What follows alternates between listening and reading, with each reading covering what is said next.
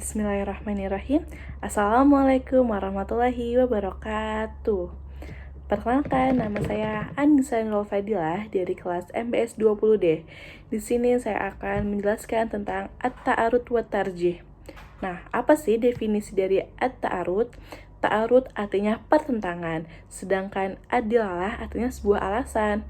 Nah, ta'arud secara dalil bermakna sesuatu ungkapan yang dipakai untuk saling meniadakan dua dalil atau beberapa dalil yang menunjukkan pertentangan yang sulit untuk dikompromi antara keduanya. Sebuah dalil yang menunjukkan suatu hukum yang berbeda dengan hukum yang ditunjukkan oleh dalil lain dalam masalah yang sama. Nah, kan itu bingung ya. Terus gimana sih cara menyelesaikan dalil yang berbenturan? Ada 4 cara. Yang pertama ada ad-jam'u wal at-taufiq yang artinya dikompromi. Yang kedua ada at-tarjih, artinya mencari dalil yang paling kuat.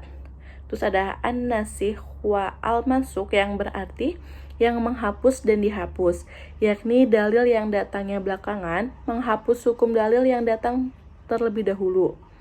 Yang keempat ada al-tawakuf yang artinya mendiamkan sementara waktu.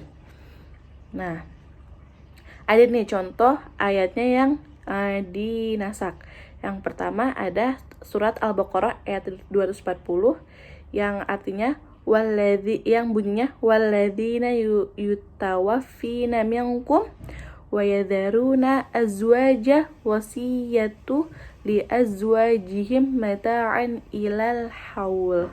Terus ada Al-Baqarah ayat 234 walladzina yutawaffina minkum wa yadharuna azwajan yatarabbasna bi anfusihinna arba'ata ashhuri wa ashrah.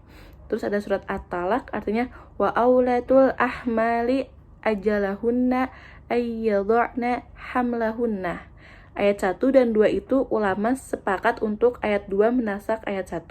Dan ayat 2 dan ayat 3 itu ulama sepakat untuk wanita yang tidak hamil masa iddah 4 bulan 10 hari. Terus jumhur ulama juga wanita yang hamil masa iddah yang paling panjang antara 4 bulan 10 hari dan waktu melahirkan. Dan sedangkan Ibnu Mas'ud itu ayat 3 nih yang tadi Al-Talaq itu menasak ayat 2 Al-Baqarah ayat 234. Nah, contoh lain dari dalil al-jam'u atau fiqh itu ada hadis At-Tirmizi yang artinya barang siapa yang mengatakan pada kalian bahwa Nabi SAW pernah kencing sambil berdiri, maka janganlah kalian membenarkannya. Nabi SAW biasa kencing sambil duduk. Nah, ada juga nih hadis Bukhari nomor 224. Nabi SAW pernah mendatangi tempat pembuangan sampah milik suatu kaum. Lalu beliau SAW itu kencing sambil berdiri. Kemudian beliau SAW ini meminta diambilkan air. Aku pun mengambilkan air, lalu beliau berwudu dengannya. Nah, terus yang ada nih hadis dari riwayat Abu Daud yang artinya Nabi SAW pernah keluar bersama kami dan di tangannya terdapat sesuatu yang bentuk perisai.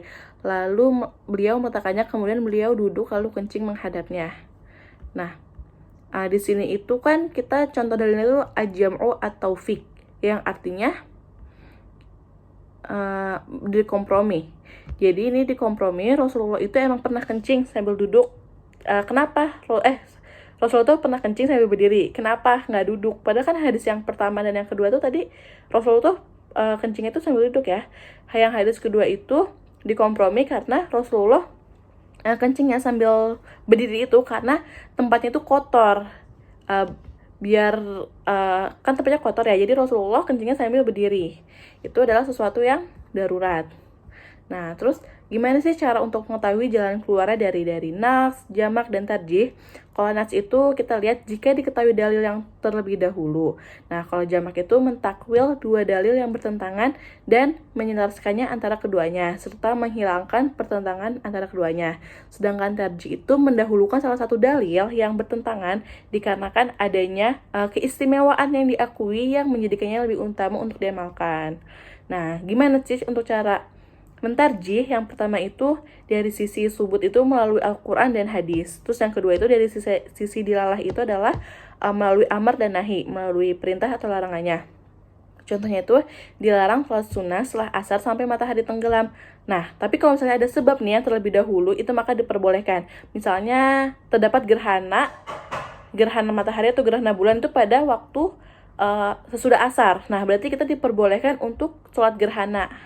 Nah, seperti itu penjelasan dari saya tentang at-ta'arud wa tarjih. Semoga dapat dipahami dan semoga bermanfaat untuk yang mendengarkannya. Sekian dari saya, maaf bila ada kata-kata yang salah atau ada ucapan-ucapan yang salah, mohon dibetulkan. Wassalamualaikum warahmatullahi wabarakatuh. Dah.